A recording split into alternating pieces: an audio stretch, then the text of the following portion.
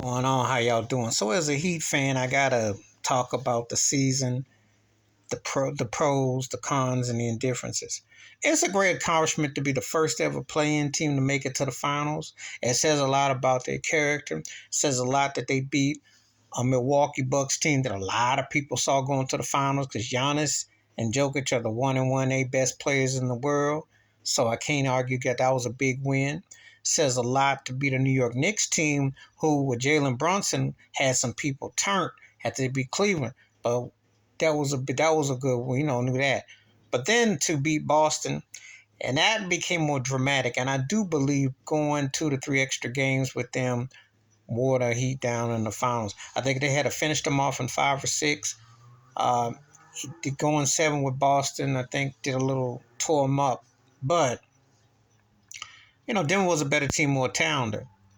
Now, Jimmy Butler and Bam have been the 2 finals, and it's going to be interesting the runner-up rankings of a dynamic duo that didn't win. I might do a video about that. Where does Butler and Bam rank? You know, um, Bam Adebayo to me was the best player on the Heat this whole series. If the Heat had won, he would have been the clear-cut MVP easily. Jimmy Butler got going in the fourth quarter, but he just really was lackadaisical to me. He just was MIA. Now, I don't know if it was personal reasons because I heard some things with his father's health and stuff. I don't know. And he's injuries. I want to think, though, what happened in the Boston series was a carryover because a lot of his pump fakes, there wasn't a lot of bite. He gets to the free throw line a lot. He creates a lot, but he just ain't had that spark. To be honest with you, he sparked and topped himself off in the Milwaukee series, to be honest with you. Yeah, that whole game with Boston, that one episode, but he really didn't really look like Hemi Buckets.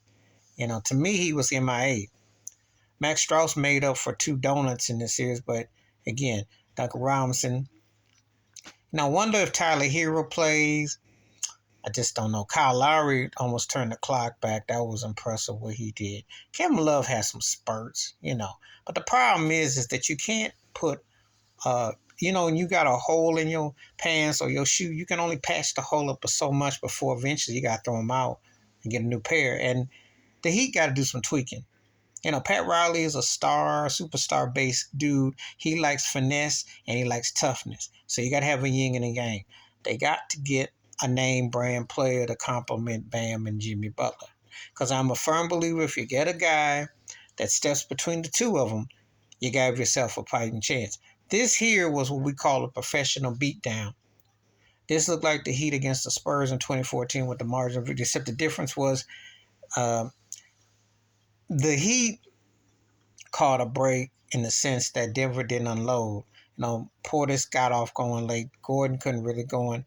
But if Denver had another cat go off, it could have been a blowout. They got held under 90 points tonight.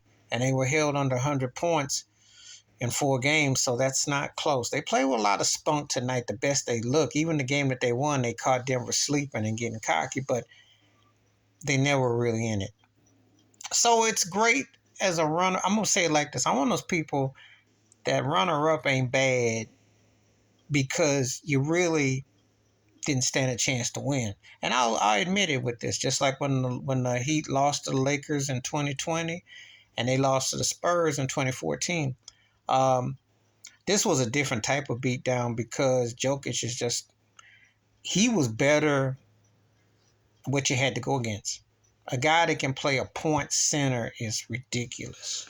And then Jamal Murray coming along, and they just was just too much. Eric Spoelstra's a heck of a coach. And I do believe with an upgrade on the perimeter, if Bam plays like that, and then Jimmy Butler can do his role, they got a chance to still sneak up on some people because they're gonna be dangerous. The Heat culture is real, but you can't have Caleb Martin, Strauss, and Gabe Vincent and Duncan Robinson all the same, and then eventually it caught up. And they went against a more athletic team and a team that put some wood on them, got physical with them, and pounded them, and that was pretty much all she wrote. So Pat Riley got his work cut out. So it's an incredible accomplishment that a play-in team can go all the way. Because I know deep down the powers that be wanted the Lakers to be that team with the play-in to go all the way. That was the plan, but Miami got in the way. However, they got some work to do. But I will say this. The best team in the East is Milwaukee. And Miami is the only team that matches up with Milwaukee really, really well. So however that goes means that team will end up coming out the East. That's all I know. I'm not worried about Boston because Brown and Tatum, they are fraudulent. And I think Boston needs an overhaul. They need a Paul Pierce, Larry Bird to come from the old folks' home. They're not going to do it. Philadelphia, Joel Embiid process, I don't know what you're going to do. But they need either a real second sidekick or Maxey will have to step up. I just not buying what they're doing, even with Nick Nurse. So I do think the East is tough, but I do think a team like Miami with a tweak, a real good tweak, can be back. I don't think you heard the last of Jimmy Butler and Bam because they've been to 3 Eastern Conference Finals in the last 3 years and 2 finals. So that says that they are knocking on the door. And Eric Spoelstra is a great enough coach to get it back. So I'll take, but it's a disappointment. We'll see what they do. But anyway, that's just my thoughts on Heat Nation. Strange year. One hand got to the finals and overcome a lot of odds. But on the other hand, talent, size, dominance went out. And I'll do a video about Nikola and his place in history, my thoughts and takes on that.